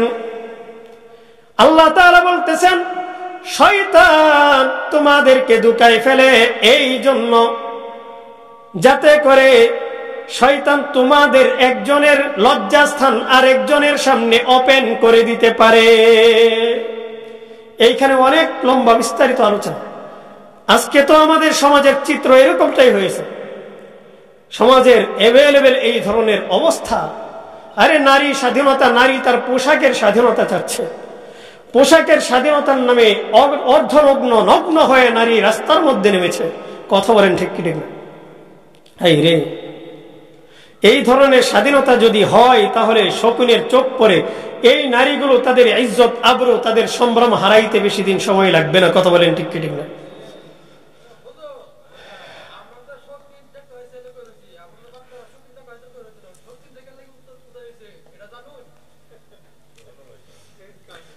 ভাই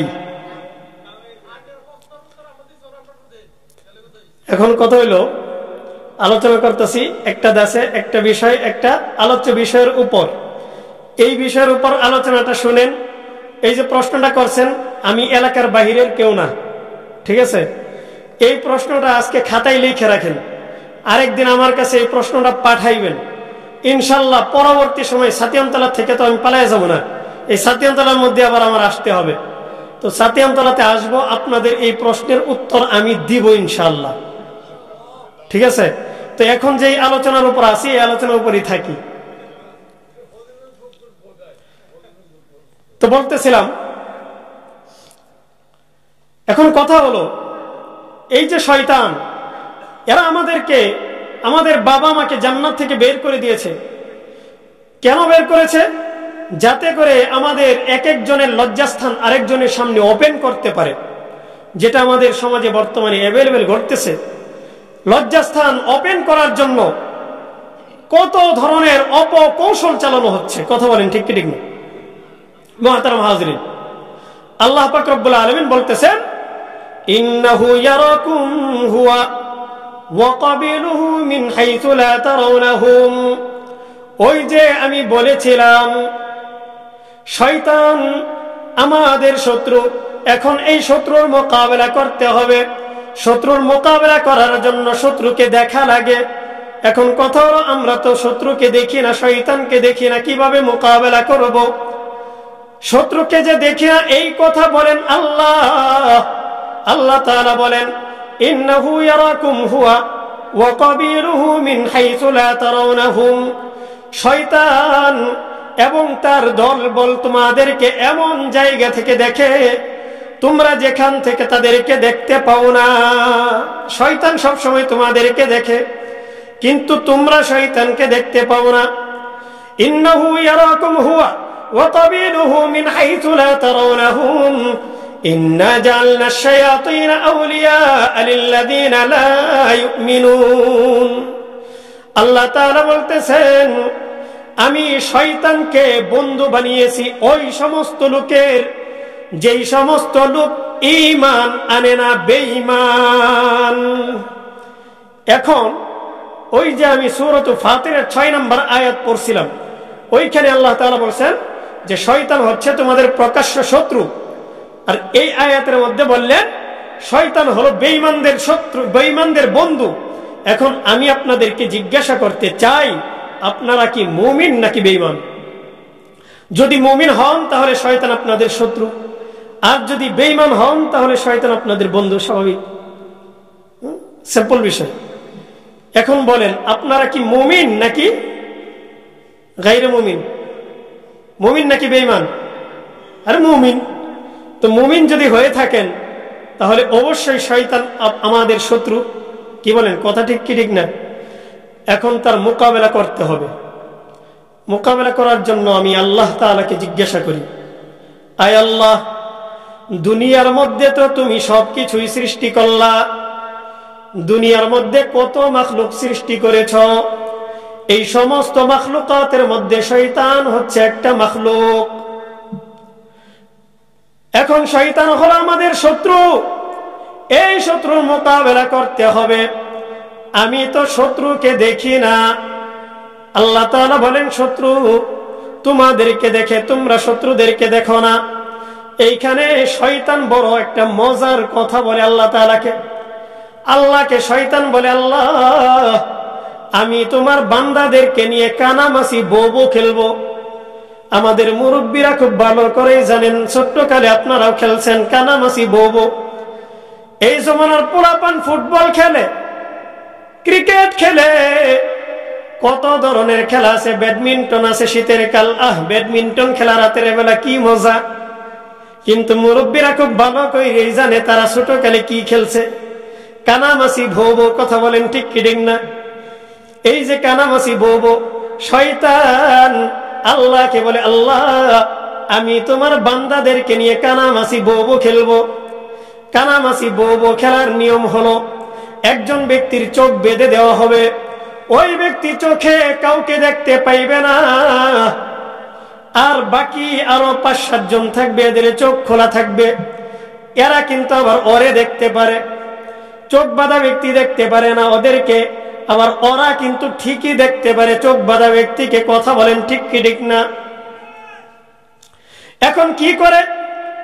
এই দিক থেকে কান ধরে মারে টান, ওই বেড়া এই বেড়ারে ধরতে যায়, আরেক দিক থেকে আরেকজনে মারে টান, ওইটারে ধরতে যায় পিছন দিয়ে মারে চুল ধরে টান।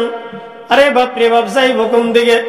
ওইটারে যখন ধরতে যায় আরেকজনে মাথার মধ্যে মারে ঘুষি, ওই বেড়া চিৎপটাং হয়ে পইরা যায়। এইটাই হলো কানামাছি বউ। আল্লাহ তাআলাকে শয়তান বলে, আল্লাহ, তোমার বান্দারা তো আমাকে দেখতে পায় না, বান্দাদেরকে দেখতাছি, এই কারণে তাদেরকে নিয়ে আমি কানামাছি বউ খেলবো। তোমার বান্দাদেরকে আমি ডান দিক থেকে ধোঁকা দিব, বাম দিক থেকে ধোঁকা দিব, সামনের দিক থেকে ধোঁকা দিব, পিছন দিক থেকে ধোঁকা দিব। এই কথা আমি বলি না, আমি মাহমুদ কিন্তু এই কথা বলতেছি না, এই কথা বলেন আমার আল্লাহ। আল্লাহ তাআলা বলতেছেন, সুম্মা লাআতিয়ান্নাহুম, সূরাতুল আরাফ 17 নম্বর আয়াত। আমার কথা বিশ্বাস না হইলে কোরআনটা খুলে দেখবেন। আল্লাহ তাআলা বলতেছেন, শয়তান তোমাদেরকে নিয়ে কেমনে কানামাছি বউ খেলে জানো নাকি? সুম্মা লাআতিয়ান্নাহুম মিন বাইনি আইদিহিম ওয়া মিন খালফিহিম, শয়তান তোমাদের উপর আক্রমণ করে সামনের দিক থেকে, ওয়া মিন খালফিহিম তোমাদের পিছন দিক থেকে, ওয়া আন আইমানিহিম তোমাদের ডান দিক থেকে, ওয়া শিমাইলিহিম তোমাদের বাম দিক থেকে। এইভাবে শয়তান চতুর্দিক থেকে তোমাদের উপর আক্রমণ করে। ওয়ালা তাজিদু আকসারাহুম শাকিরিন, আল্লাহ তাআলা বলতেছেন, শয়তান তোমাদেরকে নিয়ে কানামাছি বউ খেলে। এই যে শত্রু, এই শত্রুর মোকাবেলা এখন করবা কেমনে রে বান্দা? আল্লাহর বান্দা জিজ্ঞাসা করে, আল্লাহ, শয়তান এত বড় শত্রু, এরা দেখতেও পারি না, কেমনে মোকাবেলা করমু? এই শয়তান রে তুমি কেন সৃষ্টি করলা? আল্লাহ তাআলা বলেন, বান্দা, এই শয়তানকে আমি কেন সৃষ্টি করলাম জানো নি? শয়তানকে আমি বড় হিকমতের সাথে সৃষ্টি করছি। দুনিয়ার মধ্যে আমরা অনেক সময় দেখি, আমরা যখন ছাত্র ছিলাম, দুষ্ট টাইপের কিছু ছাত্র ভাই ছিল, এরা অনেক সময় সাধু টাইপের ছাত্র যারা থাকে, এদেরকে নানা ধরনের কথা বলে আগামীকাল তো ক্লাস নাই, চলো অমুক জায়গার মধ্যে খেলা আছে, খেললে আসি। আমি খেলতে গেছে, উস্তাদ এদিক দিয়ে জিজ্ঞাসা করছে, কিরে বেড়া দরবেশ কই? কই হুজুর দরবেশ খেলতে গেছে। হ্যাঁ, দরবেশ জিন্দগিতে কোনোদিন ব্যাট দইরা দেখে নাই, ফুটবলের মধ্যে কোনোদিন লাথি দেয় নাই। এই দরবেশ আজকে গেছে খেলার জন্য। দরবেশ রে খেলার মধ্যে নিচে কেডা? কয় হুজুর ওই যে পাজিটা। এবার যখন তারা ফিরে আসে, হুজুর দরবেশকে জিজ্ঞাসা করে, দরবেশ তুমি খেলবার গেছো কে? কয় হুজুর ওই যে পাজি লয়ে গেছে আমারে। কয় কিরে পাজি? তোরে আগের থেকে আমি হুঁশিয়ার করছি, তুই যা খারাপ হওয়ার হইছস আরেকটারে খারাপ বানাইবি না, তুই আমার দরবেশটারে কেন নিয়ে গেছস? এই টাইপের লোক আছে কিনা ছাত্রদের মধ্যে? বিশেষ করে এরকম ঘটনা ঘটে। আল্লাহ তাআলা বলেন, ওরে বান্দা, শয়তানকে আমি কেন সৃষ্টি করছি জানোনি? কিয়ামতের দিন যখন তোমরা আমার সঙ্গে দাঁড়াইবা, আমার সামনে দাঁড়াইবা, ওই দিন কিন্তু শয়তান আমার সামনে দাঁড়াইব। আমি যখন তোমাদেরকে জিজ্ঞাসা করবো, বান্দা তুই গুনাহ করলি কেন? তুই এই অপরাধ করলি কেন? জিনা করলি কেন? সুদ খাইলি কেন? ঘুষ খাইলি কেন? নাফরমানি করলি কেন? এই কোরআনের বিরুদ্ধাচরণ করলি কেন? আমার হাদিসের অমান্য করলি কেন? আমার হাবিব তোকে যেই পথ দেখিয়েছে সেই পথ ভিন্ন অন্য পথ অবলম্বন করলি কেন?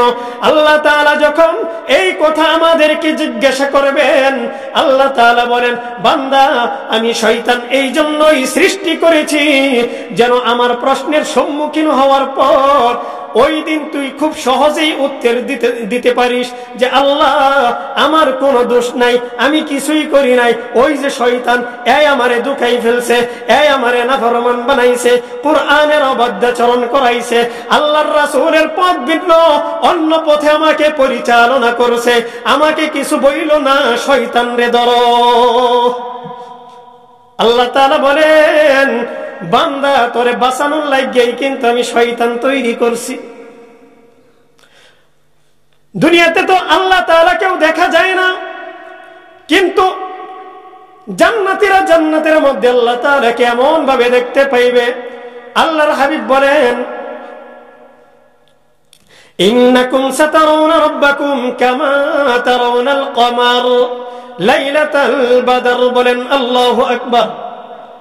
আল্লাহ তাআলার হাবিব বলেন, দুনিয়ার মধ্যে আল্লাহকে দেখা যায় না, কিন্তু কিয়ামতের ময়দানে জান্নাতীরা আল্লাহ তাআলাকে এমন ভাবে দেখতে পারবে, এমন ভাবে দেখতে পারবে যেরকম ভাবে পূর্ণিমার রজনীতে পূর্ণিমার চাঁদটাকে আমরা স্পষ্ট ভাবে দেখতে পারি, এই রকম ভাবে আল্লাহকে দেখা যাবে। আল্লাহ তাআলা বলেন, বান্দা তুই প্রশ্ন করস, তুই তোর শত্রুর মোকাবেলা করবি কেমনে? শত্রুকে তো তুই দেখতে পারস না। এবার আল্লাহ পাক রব্বুল আলামিন বলে দিচ্ছেন, শত্রুর মোকাবেলা করবি কেমনে? এই শত্রুর মোকাবেলা করার জন্য তোর কাছে আমি হাতিয়ার দিলাম দুইটা। এই মুসলমান, আল্লাহ তাআলা হাতিয়ার দিলেন কয়টা? দুইটা। একটার নাম হইল লাঠি, একটার নাম কি? লাঠি। আরেকটার নাম হচ্ছে মুগর। লাঠি আর মুগর মানে মহিষের মানুষ চিনি না, মহিষের মানুষ চিনলেও সাতিয়ানতলার মানুষ চিনেন। হ্যাঁ চিনেন লাঠি আর মুগর? আল্লাহ তাআলা বলেন তুমি শয়তানের মোকাবেলা করবা। শয়তান এরে তো তুমি দেখতে পারো না, তাহলে মোকাবেলা করবা কেমনে? আরে দুনিয়ার মধ্যে শয়তান তোমাকে সামনের দিক থেকে আঘাত করবে, পিছন দিক থেকে আঘাত করবে, ডান দিক থেকে আঘাত করবে, বাম দিক থেকে আঘাত করবে। শয়তানের আঘাত তার অর্থ হলো শয়তান আমাদেরকে গুনার দিকে প্রভাবিত করবে। শয়তানের আঘাতের অর্থ হলো শয়তান আমাদেরকে গুনাহ করার জন্য বাধ্য করবে। এটাই হচ্ছে শয়তানের আঘাত। আল্লাহ তাআলা বলেন যখন তোমার গুনাহ করার মন চাইবে, গুনাহ করতে মন চাইবে, তখন মনে করবা যে শয়তান তোমাকে আঘাত করতেছে। এবার এই শত্রুর মোকাবেলা তোমাকে করতে হবে দুইটা লাঠির মাধ্যমে, দুইটা হাতিয়ারের মাধ্যমে। একটা হাতিয়ার হলো লাঠি, আর একটা হাতিয়ার হচ্ছে মুগর। মুহতারাম হাজরিন, আল্লাহ তাআলার সঙ্গে আমরা সাক্ষাৎ করতে চাই কি চাই না? কথা কন নাকি? আল্লাহ তাআলার সঙ্গে সাক্ষাৎ করতে চাই। এখন সাক্ষাৎ করার জন্য আল্লাহর মাঝে এবং আমাদের মাঝে বড় একটা শত্রু, বড় একটা কুত্তা বৈশা আছে। ওই কুত্তার নাম হলো শয়তান। একটা উদাহরণ দেই। আপনি আপনার খুব ক্লোজ একজন ফ্রেন্ড, খুব ক্লোজ একজন বন্ধু, এই বন্ধুর বাড়িতে যাইবেন বেড়ানোর জন্য। আপনার বন্ধুটা খুব ডিজিটাল মানুষ, মডার্ন, সে কুত্তা পালে। এই জমানার মডার্ন যুগের মানুষ এরা কুত্তা পালাটাকে স্মার্টনেস মনে করে। কথা ঠিক কিনা? কুকুর পালে। এবার আপনি যাবেন আপনার বন্ধুর বাসায়। যখন তার বাসার কলিং বেলে গিয়ে আপনি নক করলেন, সঙ্গে সঙ্গে তার বাসার মধ্যে যেই কুকুরটা আছে, এই কুকুরটা ঘেউ ঘেউ করে উঠছে, আপনাকে যেন খেয়ে ফেলবে।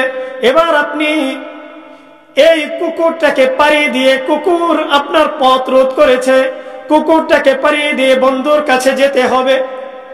এখন এখানে আপনার জন্য তিনটা পদ্ধতি। এক নম্বরের পদ্ধতি হলো হয়তোবা কুকুরের সঙ্গে আপনার মোকাবেলা করতে হবে, মারামারি করতে হবে। মারামারি করে কুকুরটাকে মেরে তারপরে বন্ধুর কাছে যেতে হবে। দুই নম্বরের পদ্ধতি হলো বন্ধুর কাছে যাওয়ার কোনো প্রয়োজন নাই, ফিরে আসতে হবে, কামব্যাক করতে হবে। তিন নম্বরের পদ্ধতি হলো বন্ধুকে আপনি ডাক দিবেন। যেহেতু বন্ধুর পোষা একটা কুকুর, বন্ধুর বাধ্যগত, এই কারণে বন্ধুকে আপনি ডাক দিবেন, বন্ধু তোমার সঙ্গে আমি সাক্ষাৎ করব, কিন্তু কুত্তাটা আমার পথ আগলিয়ে দিয়েছে, তুমি তোমার কুকুর সামলাও। এই তিন পদ্ধতি আমি আপনাকে জিজ্ঞাসা করতে চাই, বলেন তো দেখি এই তিন পদ্ধতির মধ্যে কোন পদ্ধতিটা আপনার জন্য সহজ? একটা হলো আপনি ফিরে আসবেন, বন্ধুর সাথে সাক্ষাৎই করবেন না, যা সাক্ষাৎ করবো না। আরেকটা হইলো কুকুরের সঙ্গে মারামারি করবেন, মারামারি করে কুকুরের মাইরা এরপরে বন্ধুর সাথে যা সাক্ষাৎ করবেন। আরেকটা হইলো বন্ধুকে বলবেন, বন্ধু তুমি তোমার কুকুর সামলাও, আমি তোমার সঙ্গে সাক্ষাৎ করব। বলেন তো দেখি কোনটা সহজ? বন্ধু তুমি তোমার কুত্তা সামলাও। কথা ঠিক কি ঠিক না? কারণ কুকুর তার মনিবের বড় বাধ্যগত হয়। একটা পশু তার মনিবের যতটুকু বাধ্যগত হয়, একজন মানুষ হয়েও আজকে আমরা বাধ্যগত হতে পারি না। মানুষ মানুষের জন্য তবেই তো জীবন ধন্য। এই মানুষ যদি হয়ে যায় মানুষ, এই মানুষ যদি হয়ে যায় মানুষ, তবেই তো বলে তাকে বন্য। মানুষ মানুষের জন্য তবেই তো জীবন ধন্য। পশুরা তো মালিক চেনে, নত হয়ে যায় তার সামনে। পশুরাও তো মালিক চেনে, নত হয়ে যায় তার সামনে। তুমি মানুষ হয়েও যদি না চিনো মালিক, মানুষ হয়েও যদি না চিনো মালিক, পশুর চেয়েও জঘন্য। মানুষ মানুষের জন্য, তবেই তো জীবন ধন্য। কথা বলেন ঠিক কি ঠিক না? পশুরাও কিন্তু মালিক চিনে। এবার আপনি আপনার বন্ধুর সঙ্গে সাক্ষাৎ করবেন। বন্ধুকে বললেন, বন্ধু তুমি তোমার কুকুর সামলাও, এখন এই পথটাই আপনার জন্য সবচেয়ে নিরাপদ। বন্ধু তার কুকুরকে ডাক দিল, ওরে মন্টু এদিকে আয়। কুকুরের নাম মন্টু। কুকুর রে ডাক দিছে, মন্টু রে এদিকে আয়, আমার বন্ধু আমার সঙ্গে সাক্ষাৎ করার জন্য আইছে। বন্ধু যখন তার কুকুরকে ডাক দিল, সঙ্গে সঙ্গে কুকুরটা তার দিকে দৌড়ে চলে গেল। পিঠটাকে দেয়ালের সঙ্গে ঘষতে লাগলো। তার মনিবের আনুগত্য প্রকাশ করতে শুরু করে দিল। এবার আপনি নির্বিঘ্নে আপনার বন্ধুর সঙ্গে গিয়ে সাক্ষাৎ করতে পারলেন। আল্লাহ পাক রব্বুল আলামিন বলেন, ওরে বান্দা আমার সঙ্গে তুমি জান্নাতে সাক্ষাৎ করবা। এবার সাক্ষাতের পথে এই যে শয়তান নামক কুত্তাটা বসে আছে, এবার এই কুকুরটাকে পাড়ি দিয়ে তোমার আমার সঙ্গে সাক্ষাৎ করতে হবে। এখন কিভাবে সাক্ষাৎ করবা, কেমনে এই শত্রুর মোকাবেলা তুমি কিভাবে করবা? আল্লাহ তাআলা বলেন, ওরে আমার বান্দা তোর সামনে ওই যে তিন ধরনের পথ তোর সামনে খোলা আছে। হয়তোবা তুই আমার সঙ্গে সাক্ষাৎ না করে চলে যাবি, অর্থাৎ জান্নাতে যাওয়ার দরকার নাই, তুই এমনিতেই পিছনের দিকে ফিরে যাবি। আমি আপনাকে জিজ্ঞাসা করি, আপনি বলেন তো দেখি, আমরা কি এমন কেউ আছি নাকি যে জান্নাতে যাইতে চায় না? আসিনি? আমরা তো সবাই জান্নাতে যাইতে চাই। এবার এক নম্বরের যে পদ্ধতি, তোমাকে ইউটার্ন করতে হবে, পিছনের দিকে ব্যাক করতে হবে। আমরা এই পদ্ধতিটা গ্রহণ করতে পারলাম না, কারণ যে কোনো মূল্যে আমাদেরকে আল্লাহর সঙ্গে সাক্ষাৎ করতে হবে, আমাদেরকে জান্নাতের চিরস্থায়ী বাসিন্দা হইতে হবে, যে কোনো মূল্যেই হোক। এই কারণে এক নম্বরের পদ্ধতি আমরা গ্রহণ করতে পারলাম না, আমরা পিছনে ব্যাক করতে পারবো না। এবার দ্বিতীয় নম্বরের পদ্ধতি হলো ওই শত্রুর মোকাবেলা আমাদেরকে করতে হবে। এখন কথা হলো, শত্রুর যে মোকাবেলা করব, আমরা তো শত্রুকে দেখতেই পাচ্ছি না। কথা বলেন ঠিক কি ঠিক না? আমরা যে শয়তানের মোকাবেলা করব, শয়তানকে তো দেখি না, এখন মোকাবেলাও করতে পারতেছি না। আল্লাহ তাআলা বলেন, ওরে আমার বান্দা এবার তোর সামনে তিন নম্বরের পথ খোলা আছে।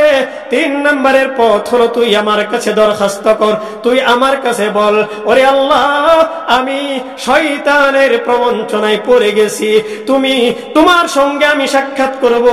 তোমার মাঝে এবং আমার মাঝে এই যে একটা কুত্তা বসে আছে, শয়তান নামক এই কুত্তার মোকাবেলা করতে পারতেছি না, এর মোকাবেলা করব কেমনে? আমি তো তাকে দেখি না। আয় আল্লাহ তুমি তোমার কুত্তা সামলাও, হে বন্ধু তুমি তোমার কুত্তা সামলাও। এবার আল্লাহ বলেন, আমি আমার কুত্তা সামলাইব। এখন এই কুত্তা সামলানোর জন্য তোকে আমি দুইটা প্রেসক্রিপশন দিচ্ছি, দুইটা হাতিয়ার দিচ্ছি। এই দুই হাতিয়ারের মাধ্যমে তুই আমার কুত্তাকে বিতাড়িত করতে পারিস। মুহতারাম হাজিরিন, আল্লাহ তাআলা যে এই দুইটা হাতিয়ার দিয়েছেন, এই দুই হাতিয়ার নিয়ে যাইতে রাজি আছেননি? আলোচনা কিন্তু শেষ দিকে। এই দুই হাতিয়ার নিতে রাজি আছেননি? আল্লাহ শেষের দিকে এসে একেবারে জিম মেরে দিছে, হাতিয়ার নিতে রাজি না। আল্লাহ তাআলা বলেন, আমি তোদেরকে হাতিয়ার দিলাম। এক নম্বরের হাতিয়ার হলো লাঠি। এক নম্বরের হাতিয়ার কি? লাঠি। আল্লাহ তাআলার পক্ষ থেকে শয়তান বিতাড়িত করার জন্য, আমাদের শত্রু বিতরণ করার জন্য এক নম্বরের হাতিয়ার হলো লাঠি। এবার আপনি প্রশ্ন করেন, আল্লাহ আমাদেরকে কি লাঠি দিলেন? কই লাঠি তো পাইলাম না। জন্মের পর থেকে আজ পর্যন্ত আসমান থেকে তো কোনো লাঠি নাজিল হইল না, লাঠি কই? আরে আল্লাহ তাআলা বলেন, আমার পক্ষ থেকে শয়তান বিতাড়িত করার জন্য তোদের জন্য আমি যেই লাঠিটা দিলাম, ওই লাঠিটা হচ্ছে আউযু বিল্লাহি মিনাশ শাইতানির রাজীম। আমরা পারি নাকি? আউযু বিল্লাহি মিনাশ শাইতানির রাজিম। যখনই আপনার মনের মধ্যে শয়তান ধোঁকা দিচ্ছে, মনে করবেন ওই যে বন্ধুর সঙ্গে সাক্ষাৎ করতে যাচ্ছি, পথের মধ্যে কুত্তা বসা, এবার আমার জন্য লাঠি ইউজ করতে হবে, লাঠি ব্যবহার করতে হবে। এবার আপনার লাঠি হলো আউযু বিল্লাহ পাঠ করেন। আউযু বিল্লাহ যখন পাঠ করলেন, ওই লাঠি পাওয়ার পর, লাঠি দেখার পর, কুত্তার স্বভাব হলো যখন আপনি কুত্তাকে লাঠি দেখাইবেন, কুত্তা দেখবেন 5 মাইল দূরে দিছে দৌড়। আবার কুত্তার আরো একটা স্বভাব আছে, আপনি তার পিছনে লাঠি নিয়ে যখন দাওয়া করবেন, সে দৌড়াইতে থাকবে, দৌড়াইতে থাকবে। এবার আপনি যদি থেমে যান, তাহলে দেখবেন হ্যাঁ পিছন দিকে তাকায় তাকায় দেখে এই বেটা কি আবার আয়ে নাকি। যখন দেখে না আয়ে না, থাইমে গেছে, এবার ওই কুত্তাটা আবার পিছন দিকে কামব্যাক করে কি করে না। আল্লাহ তাআলা বলেন, এই যে কুত্তা পিছন দিকে কামব্যাক করছে, তাইলে তোর বুঝতে হইব এইটা জেনতেন কুত্তা না, এটা একটা হারামি মার্কা কুত্তা। এই তোর যে কোনো ক্ষতি কর, যে কোনো মূল্যে হোক ক্ষতি করার চেষ্টা করতেছে। এবার তোর জন্য দ্বিতীয় নম্বরের হাতিয়ার ব্যবহার করতে হবে। আল্লাহ পাক রব্বুল আলামিন বলেন, দ্বিতীয় নম্বরের হাতিয়ার হলো লা হাওলা ওয়ালা কুওয়াতা ইল্লা বিল্লাহ। তুই এইটা পাঠ কর। এই দ্বিতীয় নম্বরের হাতিয়ার হলো তোর জন্য মুগর। কুত্তা যখন লাঠি দিয়ে কাম হয় না, তখন করে মুগর ডালয় মুগর, আজকে এটারে মুগর দিয়ে ধরামো, ঠিক না? আল্লাহ তাআলা বলেন এই মুগর হচ্ছে তো লা হাওলা ওয়ালা কুওয়াতা ইল্লা বিল্লাহ। কুকুর মানে হলো শয়তান।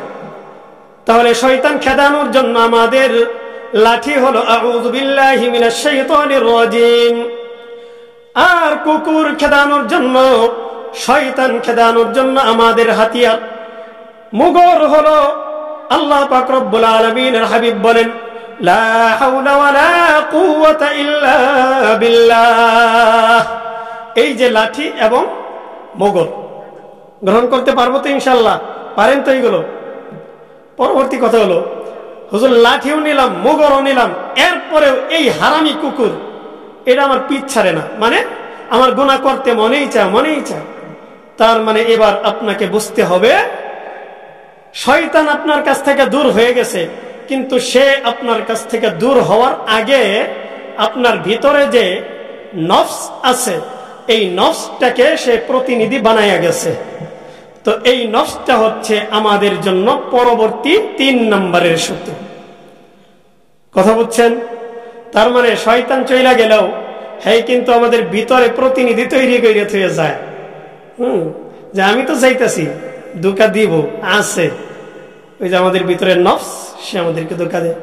আল্লাহ পাক রব্বুল আলামিন বলেন, যদি নফসের মাধ্যমে তোমরা ধোঁকা প্রাপ্ত হও, তাহলে এই নফসের আত্মশুদ্ধির জন্য, তোমাদের আত্মশুদ্ধির জন্য তোমরা ভালো কোনো হক্কানি আলেমের দ্বারস্থ হও, হক্কানি পীরের দ্বারস্থ হও, তাদের কাছ থেকে সোহবত নিয়ে, তাদের কাছ থেকে তাজকিয়ার সবক নিয়ে তোমরা তোমাদের জিন্দেগিকে সুন্দরভাবে সাজাও। আল্লাহ পাক রব্বুল আলামিন আমাদেরকে এই বিষয়গুলো বোঝার, আমল করার তৌফিক দান করেন। আমি বলতেছিলাম আমাদের 4 শত্রু। 1 নম্বরের শত্রু হলো দুনিয়া, 2 নম্বরের শত্রু হলো শয়তান। এই দুইটাই আলোচনা করছি। 3 নম্বর হলো মাখলুক, এটা নিয়ে আলোচনা করতে পারি নাই। 4 নম্বর হচ্ছে নফস, এটা নিয়েও আলোচনা হয় নাই বিস্তারিত। তবে আমরা আমাদের দুশ্মন শব্দের মধ্যে 4 শত্রুর পরিচয় পেয়ে গেছি। 4 শত্রু কে কে এগুলো আমরা পেয়ে গেছি। আমরা ইনশাল্লাহ আজ থেকে দুশ্মন যোগ্য, আর খালি মনে মনে ভাববো যে এই দুশ্মনের মধ্যে আমাদের 4টা শত্রু আছে। আমরা ইনশাল্লাহ পারবো তো? না, এখন সময় একেবারে শেষ, ফজরের আজানের সময় কাছে গেছে। আমরা ইনশাল্লাহ দোয়া করব। সারা রাত্র মাহফিল হয়েছে, তো জমিরিয়া ইমদাদিয়ার একটা ঐতিহ্য, 88তম মাহফিল। আমাদের বাপ দাদার আমলের, আমাদের নানা ভাই এইখানে বসে ছিলেন কতক্ষণ। মুহতারাম হাজিরিন, তো বলছিলাম আমাদের নানা ভাই বসে ছিলেন এতক্ষণ। তো নানা ভাই ওনার যুগের আগের যুগেই এই মাদ্রাসা প্রতিষ্ঠা। আমার বড় বাপ উনি কিন্তু প্রতিষ্ঠা করে গেছেন। আল্লাহ তাআলা তাকে জান্নাতুল ফিরদাউসের আলা মাকাম দান করেন। আমরা সকলে দোয়া করি এই মাদ্রাসার পিছনে যারা রক্ত ঘাম ঝরিয়েছেন, যারা মেহনত করেছেন, শ্রম দিয়েছেন, বুদ্ধি দিয়েছেন, নানাভাবে এই মাদ্রাসার জন্য কষ্ট করেছেন, আমরা সকলের জন্য দোয়া করি। পরিশেষে আপনাদের কাছে একটা দাবি রাখি, এই যে আজান হবে, আজানের পর মোটামুটি কিছু সময় আছে, আপনারা কি দোয়া শেষ হওয়ার পর সবাই কি বাড়িতে চলে যাবেন নাকি? জামাতের সঙ্গে ফজরের নামাজ আদায় করব ইনশাআল্লাহ, ঠিক আছে? ফজরের নামাজ জামাতের সঙ্গে আদায় করব। আল্লাহ তাআলা আপনাদেরকে অনেক জাযা দিবেন। আল্লাহ, আমি তো চিন্তা করে পাই না, এই যে বুড়া বুড়া মানুষ বৈশা আছে, আল্লাহু আকবার, আপনারা সারা রাত্র মাহফিল শুনলেন, আল্লাহ তাআলা আপনাদেরকে উত্তম জাযা দান করুন। আল্লাহু আকবার। আল্লাহুম্মা সাল্লি আলা মুহাম্মাদ ওয়া আলা আলি মুহাম্মাদ কামা সাল্লাইতা আলা ইব্রাহিম ওয়া আলা আলি ইব্রাহিম ইন্নাকা হামিদুম মাজিদ। اللهم بارك على محمد وعلى آل محمد كما باركت على إبراهيم وعلى آل إبراهيم إنك حميد مجيد. أستغفر الله ربي من كل ذنب وأتوب إليه. لا حول ولا قوة إلا بالله العلي العظيم. لا حول ولا قوة إلا بالله العلي العظيم. اللهم أنت السلام ومنك السلام وإليك يرجع السلام. حينا ربنا بالسلام وأدخلنا الجنة دارك دار السلام. تباركت ربنا وتعاليك يا ذا الجلال والإكرام. ربنا ظلمنا أنفسنا وإن لم تغفر لنا وترحمنا لنكونن من الخاسرين. إلهي تبت من كل المعاصي بإخلاص الرجاء للخلاص. أغثني يا غياث المستغيثين بفضلك يوم يؤخذ بالنواصي. اللهم أحسن عاقبتنا في الأمور كلها وأجرنا من خزي الدنيا وعذاب الآخرة. اللهم أجرنا من النار. اللهم اكفنا بحلالك عن حرامك وأغننا بفضلك عن من سواك. لا إله إلا الله وحده لا شريك له، له الملك وله الحمد، يحيي ويميت وهو على كل شيء قدير. مولا كريم يا رب العالمين، يا الله আমি আপনার গুনাহগার বান্দা। আল্লাহ, উলামায়ে কেরামদেরকে নিয়ে, মাসুম বাচ্চাদেরকে নিয়ে, আল্লাহ দাড়ি পাকা মুরব্বীদেরকে নিয়ে, মাওলা কারীম আপনার প্রিয় এবং মাহবুব বান্দাদেরকে নিয়ে আপনার শাহী দরবারে হাত উঠিয়েছি। মাওলা, জীবনের সমস্ত গুনাহকে আপনি মাফ করে দিন। মাওলা কারীম, জিন্দেগির শুরু থেকে নিয়ে পর্যন্ত যত গুনাহ করেছি মাওলা, সমস্ত গুনাহগুলোকে যদি সামনে আনা হয় আল্লাহ আপনার কাঠগড়ায় আমরা কিন্তু আটকা পড়ে যাব। মাওলা, আমাদের কোনো রক্ষা নাই। আল্লাহ, আমাদের কোনো উপায় নাই। আল্লাহ, জীবনে বহু গুনাহ করেছি গো মাওলা। আল্লাহ, সমস্ত গুনাহ থেকে ইস্তেগফার করতেছি, আপনার কাছে মাফি চাচ্ছি মাওলা। সমস্ত গুনাহ থেকে আপনি মাফ করে দিন। মাওলা কারীম, সারা রাত্র ব্যাপী জমির ইমদাদিয়া ডাকির কান্দা ছাতিয়ানতলা মাদ্রাসার এই যে মাহফিল ৮৮ বছর যাবৎ চলে আসতেছে মাহফিলটা, মাওলা এই মাহফিলকে আপনি পূর্ণাঙ্গ সফলতা দিয়ে দিন। আল্লাহ, কামিয়াবির উচ্চ শিখরে পৌঁছে দিন। মাওলা কারীম, মাহফিলের মৌলিক যেই মাকসাদ, এই মাকসাদ আমাদের প্রত্যেককে হাসিল করার তৌফিক দান করেন। ইয়া আল্লাহ, ছাতিয়ানতলাবাসী সহ আশপাশের অঞ্চলে সমস্ত মানুষের হেদায়েতের জরিয়া বানিয়ে দিন। মাওলা করিম, সকল মানুষকে আপনি হেদায়েতের সুশীতল ছায়ে আশ্রয় দান করুন। মাওলা, আমরা তো পথভ্রষ্ট উম্মত, পথভ্রষ্ট জাতি গো মাওলা। হযরতে নূহ আলাইহিস সালাতু ওয়াস সালামের জাতি ধ্বংস হয়েছে, হযরতে সালেহ আলাইহিস সালাতু ওয়াস সালামের সামুদ জাতি ধ্বংস হয়েছে, হযরতে লূত আলাইহিস সালাতু ওয়াস সালামের উম্মত ধ্বংস হয়েছে। মাওলা করিম, হযরতে হুদ আলাইহিস সালাতু ওয়াস সালামের জাতি ধ্বংস হয়েছে। একের পর এক উম্মত নানা ধরনের খারাপির কারণে ধ্বংস হয়ে গেছে। আয় আল্লাহ, আপনি আমাদের খারাপির কারণে ধ্বংস করে দিয়েন না। আয় আল্লাহ, আপনার পিয়ারা হাবিব সারা বিশ্বের মধ্যে পৃথিবীর শুরু থেকে এই পর্যন্ত তার মতো এত উত্তম খুলুকে আজিম সম্পন্ন কোন মানুষ দুনিয়াতে আসে নাই, আসবেও না। আয় আল্লাহ, আপনার হাবিবের তুফাইলে আপনি আমাদেরকে মাফ করে দিন। মাওলা করিম, ইয়া রাব্বাল আলামিন, আজকে ফিলিস্তিন